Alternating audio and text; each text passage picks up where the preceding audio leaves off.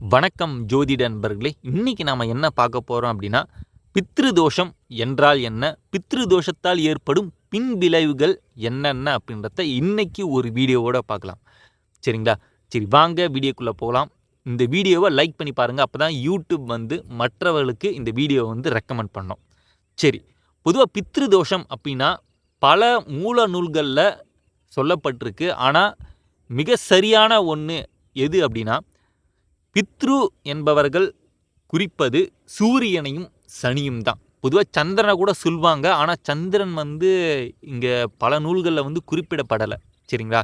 உண்மையாலுமே பித்ருதோஷம் யாரால் ஏற்படும் அப்படின்னா சூரியனும் சனியும். சரிங்களா? இவங்க 2 பேரால் தான் பித்ருதோஷமே ஏற்படும். இந்த சூரியனும் சனியும் ராகு கேதுக்களின் நட்சத்திரத்தில் இருப்பது பித்ருதோஷத்தை ஏற்படுத்தும். அதற்கு பிறகு சூரியனும் சனியும் 10 டிகிரிக்குள்ள இணைந்திருந்தார்கள் என்றால் பித்ருதோஷம் ஏற்படும்.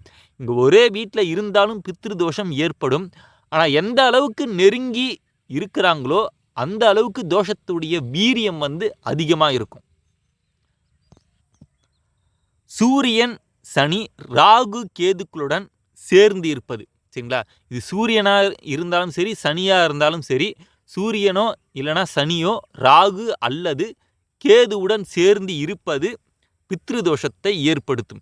இந்த கிரக சேர்க்கை, அதாவது சூரியன் ராகு, சூரியன் கேது, சனி ராகு, சனி கேது, இந்த கிரக சேர்க்கையில் ஏதாவது ஒன்று 5, 9ஆம் இடத்தில் இந்த சேர்க்கை இருந்ததுன்னா மிக தீவிரமாக இந்த தோஷம் வேலை செய்யும். சரிங்களா?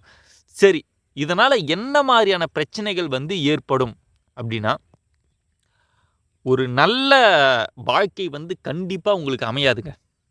சரிங்களா? இதற்கு காரணமாக என்ன சொல்லப்படுது அப்படின்னா, உங்களுடைய கடைசி காலத்தில், அதாவது உங்களுடைய முன்னோர்கள் கடைசி காலத்தில் அவங்களுடைய தாய் தந்தையை சரியாக கவனிக்காமல் போகிறதுனால வழியாக தோன்றும் தோஷம் தான் இது. இது கிட்டத்தட்ட 5 தலைமுறைகளாக இந்த தோஷம் இருக்கும் அப்படின்னு சொல்லப்படுது. சரிங்களா? இதெல்லாம் ஒரு பக்கம் இருந்தாலும் இதனுடைய உண்மையான காரணம் என்ன அப்படின்னா, பொதுவாக லக்னத்திற்கு பொறுப்பேற்கும் கிரகம் சூரியன். தந்தை வழி காரகனாகவும் சூரியன் சொல்லப்படுகிறார். சரிங்களா? அதற்கு பிறகு கர்ம காரகன் என்று வர்ணிக்கப்படக்கூடிய சனீஸ்வரன், இவர் ஆயுளுக்கும் காரகன். சரிங்களா? இவங்க 2 பேருமே ரொம்ப முக்கியமானவர்கள். சரிங்களா? ஏன்னா சூரியன் சம்பாத்திய காரகன். சூரியன் வலிமையற்று இருந்தார்னா ஒரு சம்பாதிச்சு நம்ம மேலே வரணும் அப்படின்ற எண்ணம் இருக்காது. சூரியன் வலிமையாக இருந்தால் தான் ஒரே வேலையில் நிரந்தரமாக இருப்பீங்க. இல்லைனா சூரியன் பலம் இழந்து, இல்லைனா சூரியன் நீசம் பெற்று இருந்தார்னா, இல்லைனா ராகு கேதுவுடன் சேர்ந்து இருந்தாலும் கூட அவங்க ஒரே வேலையில் இருக்க மாட்டாங்க. சரிங்களா? இவங்க ஒரே வேலையில் இருக்க மாட்டாங்க. வேலை அடிக்கடி மாற்றிக்கிட்டே இருப்பாங்க. இதனால் மன அழுத்தமும் டிப்ரெஷன் தான் ஏற்படும். பணத்துக்கு ஆசைப்பட்டு ரொம்ப வேலையை மாற்றிக்கிட்டே இருப்பாங்க. இந்த மாதிரியான பிரச்சனைகள் சூரியன் பாதிக்கப்படும் போது இருக்கும். சில பேருக்கு சூரியன் ராகு இல்லைனா சூரியன் கேது இருப்பவர்களுக்கு தந்தையே சில நேரத்தில் இல்லாமல் போயிடுவார். அப்படி இருந்தாலும் அவர்களால் எந்த பிரயோஜனமும் இல்லாமல் போயிடும். சரிங்களா? இந்த மாதிரியான பிரச்சனைகள் சூரியனுடன் இந்த ராகு கேதுக்கள் சேரும்போது இந்த மாதிரியான பிரச்சனைகள் ஏற்படும். இதுவே பார்த்தீங்கன்னா சனியோட சேர்ந்து இருந்தார்னா என்ன பிரச்சனை அப்படின்னா, வேலை செய்ய மாட்டார். ஒழுங்கான வேலைகள் இருக்காது. ஆயுள் பங்கம் இருப்பதற்கான வாய்ப்புகள் இருக்குது. ஏதாவது உடம்புல குறைபாடு ஏற்படுறதுக்கு வாய்ப்புகள் கூட கண்டிப்பாக இவங்களுக்கு இருக்குது. சரிங்களா? பிரச்சனைகள் அதிகமாகும். மன அழுத்தங்கள் அதிகமாக இருக்கும். வேலையில் அதிகமான பிரச்சனைகள் ஏற்பட்டு மன அழுத்தங்கள் கூடுதலாக இருக்கும். சரிங்களா? இந்த மாதிரியான பிரச்சனைகள் சனி பகவானுடைய வழிகளாக பார்த்தீங்கன்னா ஏற்படும். இந்த சனி ராகு இணையும் போது தான் இந்த பிரச்சனை கொஞ்சம் அதிகமாக இருக்கும். சனி கேதுவுடன் இணையும் போது பெரிய பிரச்சனைகள் ஏற்படாது. சரிங்களா?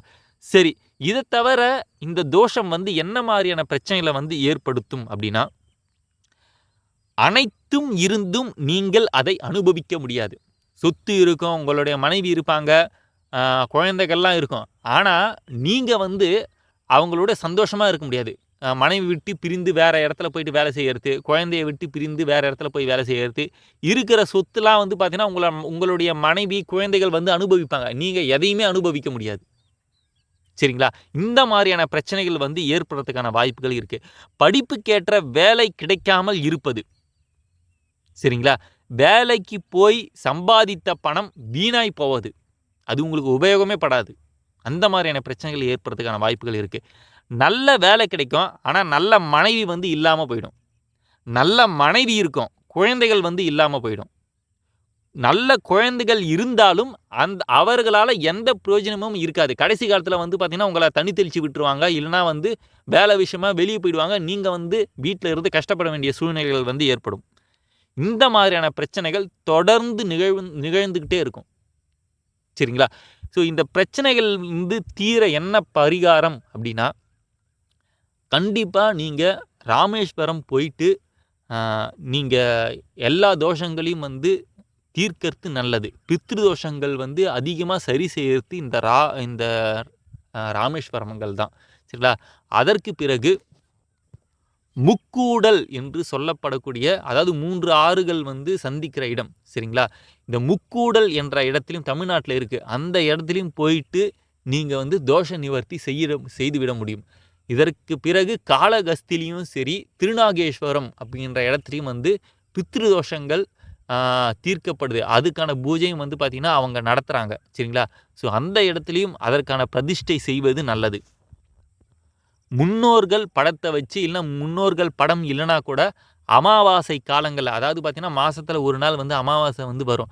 அதை கண்டிப்பாக வந்து மாதம் அமாவாசை வந்து சாப்பாடுலாம் படைச்சி வடைலாம் சுட்டு கண்டிப்பாக வந்து படைக்கணும். முன்னோர்களுக்கு வந்து படைக்கணும். முன்னோர்கள்கிட்ட நாம் வந்து நாங்கள் ஏதாவது எங்களுடைய முன்னோர்களோ இல்லைனா நாங்களோ வந்து ஏதாவது தவறு செய்திருந்தால் அதை வந்து மன்னித்தருளுங்க அப்படின்னு வெளிப்படையாக கேட்டு மன்னிப்பு கேட்டு, இனிமே வந்து எந்த பிரச்சனையும் வந்து எனக்கு இருக்கக்கூடாது அப்படின்னு நீங்கள் மனம் உருகி வேண்டும் போது பெரும்பாலான பிரச்சனைகள் வந்து தீரும். சரிங்களா? அமாவாசை அன்னைக்கு முன்னோர்களுக்கு சாப்பாடு படைத்தாலும் கூட நீங்கள் வந்து பரிகாரம் போகிறது நல்லது. அதாவது ராமேஸ்வரம், திருநாகேஸ்வரம், காளகஸ்தி, அதற்கு பிறகு ராகுக்கு இது இந்த கோயில்கள்லாம் போயிட்டு வரும்போது பெரும்பாலான பிரச்சனைகள் வந்து தீரும். சரிங்களா? சனி பகவானால் பாதிக்கப்பட்டதுன்னா கண்டிப்பாக வந்து நீங்கள் திருநள்ளாறு போகிறது தான் நல்லது. சனி ராகு வந்து இருக்கும்போது தான் இந்த பிரச்சனை வந்து அதிகமாக இருக்கும். அவங்க வந்து பார்த்திங்கன்னா திருநள்ளாறு போகிறது நல்லது. சனி வந்து ராகு கேதுவனுடைய நட்சத்திரத்தில் இருந்தாலும் நீங்கள் திருநள்ளாறு போயிட்டு வரது நல்லது. சரிங்களா? அதாவது சனி பகவானுடைய திருஸ்தலம். ஸோ இன்னும் வேறு ஏதாவது டவுட் சந்தேகம் இருந்ததுன்னா கீழே வந்து கமெண்ட் பண்ணுங்கள். நான் நிச்சயமாக வந்து ரிப்ளை கொடுக்குறேன். சரிங்களா? இந்த தோஷம் வந்து எப்படி நிவர்த்தி அடையணும் அப்படின்றதுக்கு நான் ரிப்ளை கொடுக்குறேன். நன்றி, வணக்கம்.